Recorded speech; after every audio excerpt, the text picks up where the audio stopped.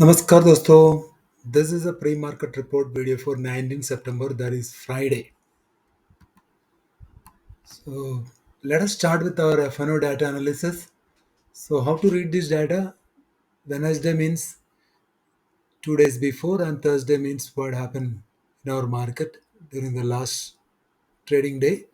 Total means what are the positions carried by the market participants, retailers, DII, FIA and pros for Friday. चलिए हम लोग start करते हैं index future से। Index future में हम लोग देखेगा तो रिटेलर ने कुछ 3800 कॉन्ट्रैक्ट्स आज सेल किया। उसके चलते हुए उसका नेट लॉन्ग घटते रह गया 1.08 लाख, लेकिन अभी भी ये बड़ा नंबर है। डीए कुछ 2200 कॉन्ट्रैक्ट्स आज बाई किया, उनका net long increase to 43,000। FA 7,000 contracts bought today and उनका जो नेट शॉर्ट घटते रह गया 1.43 lakhs, ये अभी भी बड़ा नंबर है। Pros they sold around 5,300 contracts today and their net short increased to 8,600 contracts. Overall, I would say this data is mixed to bearish, though we are saying while buying from FA. Why this buying you are seeing today is that FA has covered the short for bringing the market up from the lows today. तो मैं आगे आपको बताऊंगा जब आप market market overview detail में जाएगा तो मैं आपको इसमें डिटेल में बताऊंगा। तो overall index future looks mix to bearish. Index call में हम लोग देखेंगे तो रिटर्न ने कुछ 46,000 और सेल कर दिया इंडेक्स कॉल। उनका net short increase to 1.5 lakhs almost. DA का कुछ नहीं है। So FA till yesterday they were net shorts. Today they purchased 23,000 and they become net longs today. But the volumes are less, 12,000 contracts only. Pros also purchase additional 23,000 and their net long increased to 1.36 lakhs. So I would say this data is mixed to bullish because FA and pros they are carrying index call longs and retailers are the net sellers. Index put में हम लोग देखेगा तो retailer ने और naked put sell कर दिया, उनका नेट सेल पहुंच गया 4.14 लाख इंडेक्स पुट राइटिंग। ये मार्केट के लिए अच्छा नहीं है, मार्केट ऊपर नहीं जा सकते इसी डाटा के मुताबिक। और बाकी जितना भी मार्केट पार्टिसिपेंट्स है, F A pros including D I A, they are index put longs. If you look here, FA index long increased to 2.76 lakhs and even pros index put longs increased to almost 1 lakh. So this data is bearish. Let us look at stock future. Stock future में ज़्यादा कारोबार नहीं हुआ आज, very low volumes. Retailer added 3,400 contracts and their total reached to 22.89 lakhs. Day 1,400 add किया। FA ने हल्का सा क्वांटिटी 493 कॉन्ट्रैक्ट्स आज ऐड किया, लेकिन अभी भी उनका 13.28 lakhs लॉन्ग है। प्रोस 5,400 contracts आज सेल किया, but still their long is intact 4.28 lakhs. So I would say this data is mixed to bullish. Stock call में रिटेलर और गड़बड़ कर दिया। They have added additional longs in the stock call side, 24,800 contracts, and their net long reached to 6.77 lakhs. This is record longs in stock call. This is not at all good for many stocks. They sold around 8,900 contracts. FA sold 19,000 and Pros sold 35,000. So if you look here, Pros stock called shorts increased to 4.55 lakhs. This is also not good for market, and FA also holding around 50,000 in the short side. Stock put also retailer sold another 10,000 contracts and their total stock put rating increased to 1.94 lakh. This is also not good for market up momentum. Both FA and pros they are net longs in the stock put side, and FA is holding 30,000 in the put longs and pros holding 1.64 lakh in the put long side. So if I wanted to summarize this data, I would say retailers are going mixed to bullish in index options and ultra bullish in stock options, whereas FA and pros mixed to bearish in index options and ultra bearish in stock options. तो इसका नतीजा क्या हो सकता है अगर मान लो कल मार्केट फ्लैट टू हल्का सा गैप अप खुल भी देते हैं तो नीचे आना है तो tomorrow our strategy will be sell on rise that's all और कैश मार्केट में हम लोग देखे थे बहुत parties are net bias today लेकिन जो एफआई का भरोसा नहीं करना उनका क्या है जो ऊपर लेवल में डंप करना उनका पुराना आदत है तो हम लोग इस पर ट्रैप नहीं होना तो बाकी जो बचा हुआ सेलिंग है प्रोस और रिटेलर्स का किया हुआ है अराउंड 3,000 करोड़ चलो हम लोग एक बार मार्केट ओवरव्यू देख लेते हैं हम लोग समझने के लिए कोशिश करें आज हमारा मार्केट में क्या हुआ था दोस्तों मेरा एक टेलीग्राम चैनल है आप लोग अभी तक ज्वाइन नहीं किया तो आप ज्वाइन कर सकते हैं प्राइवेट चैनल है मैं इसलिए प्राइवेट रखा है मेरा ज़्यादा भीड़ मुझे पसंद नहीं है ओनली जो सीरियस लोग हैं जो ट्रेडिंग के लिए आना चाहते हैं आप लोग आ सकते हैं मेरा डिस्क्रिप्शन में लिंक दिया हुआ है आप चाहे तो ज्वाइन कर सकते हैं आज Nifty Sensex Nifty bank mid cap सब अच्छा खासा ऊपर बुलिश बंद हुआ है लेकिन आज हकीकत में हम लोग देखेंगे तो खुलते ही ये सारे निफ्टी सेंसेक्स निफ्टी बैंक सब नीचे चलना शुरू हुआ था तो करीब 12 बजे से ये नीचे के लिए रास्ता तय कर रहा था लेकिन एक बार ये जो सपोर्ट के पास आया स्पेशली निफ्टी 25,330 के पास आया तब क्या हुआ तो एफए ने उसका index index feature short covering कर दिया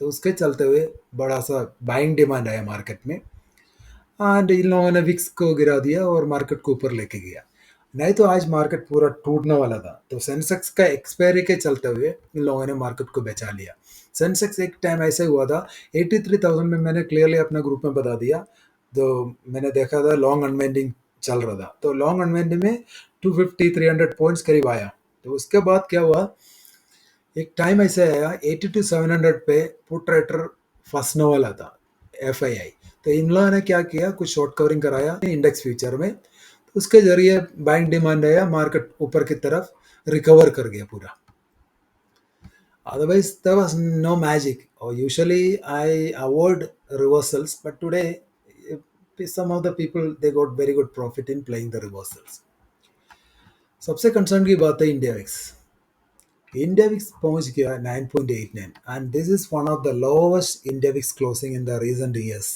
मेरे को याद नहीं कब मैंने इंडिया विक्स 9.89 के पास क्लोज होते हुए देखा कई बार ऐसे हुआ था कि जैसे मार्केट खुलते ही इंडिया विक्स नीचे आ जाता है लेकिन उसके बाद तुरंत वो ऊपर चला जाते हैं ये पहली बार इंडिया विक्स 10 के नीचे बंद हुआ तो मुझे पता नहीं ये लोग क्या करना चाहते हैं इंडिया विक्स को जीरो करना चाहते हैं ये तो कभी हो ही नहीं सकते मेरे हिसाब से कल इंडिया विक्स अराउंड 3 to 4% ऊपर जाना चाहिए उसको चलते हुए हमारा मार्केट में एक प्रॉफिट बुकिंग भी देख सकते हैं एक और जो सरप्राइजिंग फैक्ट है this is another thing and USD INR today it weaken further आप लोग देख सकते हैं करीब 56 पॉइंट हमारा जो आईएनआर ड्रॉप हुआ डॉलर के अगेंस्ट में ये जो ग्रीन में दिख रहा है लेकिन ये ग्रीन नहीं है ये होना चाहिए रेड क्योंकि रुपये इतना वीक हो गया आप लोग सोच सकते 50 पैसे के ऊपर एक दिन में गिर गया रुपये लेकिन इसके बावजूद बैंक निफ्टी अच्छा खासा ऊपर भाग रहे तो देर इज नो कोरिलेशन इसका क्लियर मीनिंग यही है कि बड़े लोगों का पोजीशन उनको बचाने के लिए बैंक निफ्टी को पंप किया हुआ है इसलिए मैंने बार बार अपने ग्रुप में बता रहा था bank Nifty is getting pumped so there is a reason I am not just telling like that see our rupee is going very very weak then how come all our metal sector and banking sector can go up और एक और बात है कल जो rate cut हुआ था US market में उसके चलते हुए डॉलर इंडेक्स वीक हो गए लेकिन उसका असर हमारा मार्केट में दिखाई नहीं दिया आज तो हमारा रुपये और नीचे जा रहे और हम लोग क्रूड में देखें तो हल्का खासा पॉजिटिव है इसलिए कि ये उम्मीद है क्रूड का डिमांड आगे जाके बढ़ जाएगी लेकिन अभी तो कुछ हुआ नहीं आज फ्लैट टी कारोबार चल रहे सम स्टॉक टू वॉच तो मैं इसमें पूरा डिटेल में नहीं जाना चाहते आप लोग इसको पोस्ट करके अच्छी तरह पढ़ लेना यहाँ पे आप लोग देख सकते हैं जेएसडब्ल्यू स्टील के ऊपर एक न्यूज है। Its subsidiary agreed to acquire additional economic interest in Emroger NSW Australia for 60 million. So this is positive for JSW Steel. I think that's the reason JSW Steel rallied today. हाँ, बहुत important events and data के कल का data था जो fade का 0.25 basis point काट था, उसके चलते ग्लोबल मार्केट आज पूरा पॉजिटिव में बंद हुआ है। लेकिन क्या है, हकीकत क्या है, जो फेड ने अब उनका जो यूएस इकोनॉमी को बचाने के लिए काम किया, उनका जो जॉब मार्केट नीचे जा रहा था, कोई इकोनॉमिक डिमांड नहीं है, तो नए जॉब क्रिएट नहीं हो रहे, तो लोगों के पास पैसा नहीं है और टैरिफ अनसर्टनिटी के कारण इन्फ्लेशन बढ़ सकते हैं। इसके चलते हुए फेड ने 25 बेसिस पॉइंट का कट किया, लेकिन उम्मीद है कि और 2 रेट कट करेंगे, लेकिन इसका कोई अश्योरेंस नहीं है। It is based on the job market data and inflation. Okay, तो आगे के लिए क्या क्या है न्यूज़, और क्या न्यूज़ है आज। जो यूके का इंटरेस्ट रेट डिसीजन था, तो कोई चेंज नहीं किया, स्टेटस को मेंटेन किया। एंड आज जो यूएस का जो जॉबलेस क्लेम आया, जो फोरकास्ट था 241K, आया 231K, प्रीवियस था 264K। तो ये अच्छा है, मेरे ख्याल से ये अच्छा है, क्योंकि जो जॉबलेस क्लेम है वो कम होते जा रहे हैं, इसका मतलब है जॉब बढ़ते जा रहे हैं। और जो फिलाडेल्फिया जो फेड मैन्युफैक्चर इंडेक्स है, ये भी अच्छा आया है। आप लोग इसको पढ़ सकते हैं, आप उसको डिटेल पता नहीं है तो आप लोग इसको सर्च करके पढ़ सकते हैं। मैं अगर इसके बारे में बताना शुरू कर दिया तो वीडियो और लंबा हो जाएगा। तो कल के लिए क्या है, एक इम्पोर्टेंट इवेंट है, that is Japan interest rate decision है। अगर जापान इंटरेस्ट रेट बढ़ाते तब वो ग्लोबल मार्केट के लिए बहुत खराब होगा, सारे मार्केट टूट जाएगा। अभी क्या है, सारे जितना भी देश है, जितना भी जो बड़े बड़े इंस्टीट्यूशंस और कंट्री से जापान से लोन लेते हैं, तो उनके इंटरेस्ट कम ही है, 0.5%। अगर ये बढ़ गया तो उसका उधर से लोन लेने का कोई मतलब है नहीं। और कल हमारा जो फॉरेक्स रिजर्व का भी डाटा है ना, इतना महत्वपूर्ण डाटा नहीं है, हमारा मार्केट को रिएक्शन लेते हैं, फिर भी आप देख लेना। चलो हम लोग एक बार टॉप गेनर्स और टॉप लॉसेस का भी चर्चा कर लेते हैं। टॉप गेनर्स में इतना सारे स्टॉक है, तो मैंने आप लोगों को बताया, पहली बात एक वॉल्यूम चेक करना। एटर्नल में अच्छा खासा वॉल्यूम है। मान लो अगर एटर्नल कल नीचे जाते हैं, 4-5 पॉइंट नीचे जाते हैं, तो आप एक इमीडिएटली 3-4 पॉइंट के लिए एक लॉन्ग लॉन्ग में बैठ सकते हैं। सिमिलरली जो H D F C life है, जितना भी जो एस बी आई लाइफ है, अगर इसमें एक अच्छा सा डिप आता है कल, आप उसको बाइंग अपॉर्चुनिटी में कंसिडर कर सकते हैं। और जहाँ जहाँ वॉल्यूम्स कम है, मान लो इस सिप्ला में वॉल्यूम कम है, अगर मान लो कल सिप्ला गैप अप खुलते हैं इसके ऊपर, तो आप लोग इमीडिएटली इसको एक शॉर्टिंग एफ एन में ट्राई कर सकते हैं। आप समझ ही होगा मैं क्या करना चाहते हैं। गिरासी में देखो, गिरासी में वॉल्यूम बहुत कम है, अगर मान लो गिरासी कल कुछ ऊपर खुल जाते हैं गैप अप में, आप इसको शॉर्टिंग के नज़रिए से देख सकते हैं। चले हम लोग टॉप लॉसेस को भी चेक कर लेते हैं। टॉप लॉसेस में भी कोल इंडिया, बजाज फिनांस। कल मैंने बजाज फिनांस के बारे में बोला, देखो आज फिर से टूट गया बजाज फिनांस, तो कल एक और मौका बजाज फिनांस से मिल सकते हैं। मान लो ये गैप अप खुलता है, आप इसमें शॉर्ट का अपॉर्चुनिटी ढूंढ सकते हैं। सेम वे एशियन पेंट्स, और इसमें जहाँ जहाँ आप वॉल्यूम दिख रहे हैं, वो उसी स्टॉक को मान लो एक गैप अप खुलते हैं, आप लोग उसको शॉर्ट करने के सोच सकते हैं। कोई भी स्टॉक इतना नीचे जाने के बाद एकदम ऊपर भाग नहीं सकते, नहीं तो कुछ पॉजिटिव न्यूज़ आने चाहिए। चलिए हम लोग technical view and outlook for Friday check कर लेते हैं। सो निफ्टी का सपोर्ट है 25,400। अगर 25,400 टूट गया तो आप लोग शॉर्ट कर सकते हैं। First target 360, second target 330।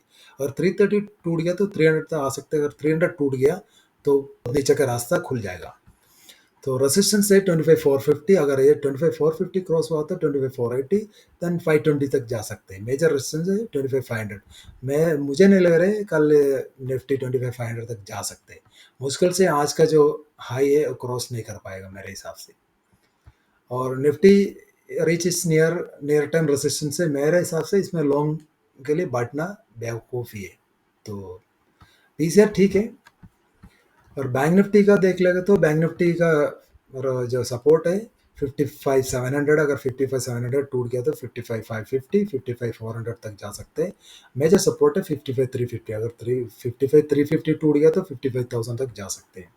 सो रेजिस्टेंस है आज का जो डे हाई 55,850। अगर 55,850 के ऊपर चलना शुरू किया तो 55,950, 56,000 तक जा सकते हैं। एंड मेजर रेजिस्टेंस है 55,750 है। तो पीसीआर ठीक किया 1.11 है, तो मेरे हिसाब से इसमें भी लॉन्ग करना नहीं है कल। तो अगर शॉर्ट का अपॉर्चुनिटी मिल गया तो प्ले कर लेना। तो सेंसेक्स में जो मेजर सपोर्ट है 83,000, अगर 83,000 टूट गया तो आप लोग उसमें शॉर्ट कर सकते हैं। फर्स्ट टारगेट 82,800, सेकंड टारगेट 82,600 तक मिल सकते हैं। मेजर सपोर्ट है 82,500 है। सो रेसिस्टेंस है आज का हाई है 83,150, अगर 83,150 के ऊपर चलना शुरू किया तो 83,300 देन 83,500 है, लेकिन मुझे नहीं लग रहा है कल 83,300 के ऊपर चला जा सकते हैं। पीसीआर सबका ठीक है, लेकिन मार्केट में स्ट्रेंथ नहीं है अभी इतना ऊपर जाने के लिए, स्टीम बचा नहीं। इसका एक रिट्रेसमेंट लेना बहुत ज़रूरी है, रिट्रेसमेंट में बिना ये ऊपर नहीं जा सकते। तो मेरा व्यू मैंने ऑलरेडी आप लोगों को बता दिया। तो सेल ऑन राइस है मेरे लिए, मेरा व्यू है कल हमारा मार्केट के चल जरिए। सो दो Nifty manage to close about 25,400, ये बेरिश है अभी भी, लेकिन क्या है कल ये टूट सकते हैं, एक अच्छा खासा प्रॉफिट बुकिंग इसमें आ सकते हैं। तो मेरा ये व्यू है कि आप लोगों के लिए कॉशियसली ऑप्टिमिस्टिक रहना हमारा मार्केट में। तो जब तक ये 25,500 के ऊपर ब्रेकआउट करके सस्टेन नहीं होते, मैं इसमें लॉन्ग करने के लिए मेरा कोई विचार नहीं है। चले हम लोग एडवांस डिक्लाइन रेशियो देख लेते हैं। एडवांस डिक्लाइन रेशियो अच्छा दिख रहा है, क्योंकि निफ्टी का 34 कंपोनेंट्स पॉजिटिव बंद हुआ है, ओनली 16 स्टॉक से नेगेटिव में बंद हुआ, और बैंक निफ्टी का 6/6 है। तो ये सब अच्छा दिख रहा है, लेकिन निफ्टी का हम लोग एक बार ऑप्शन चेन भी देख लेते हैं।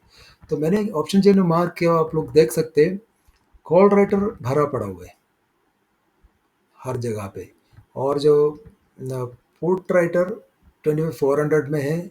अगर 25,400 टूट गया तो एक लॉन्ग अनवेंडिंग ट्रिगर हो सकते हैं। Finally let us take a look at the global market. So if you look here, so Dow, it is trading around 118 points, and Nasdaq is also trading around more than 1%. So but Gift Nifty is down by 75 points. तो कल सुबह हम लोग देख सकते हैं, मेरे हिसाब से कल एक अच्छा गैप डाउन खुलना चाहिए।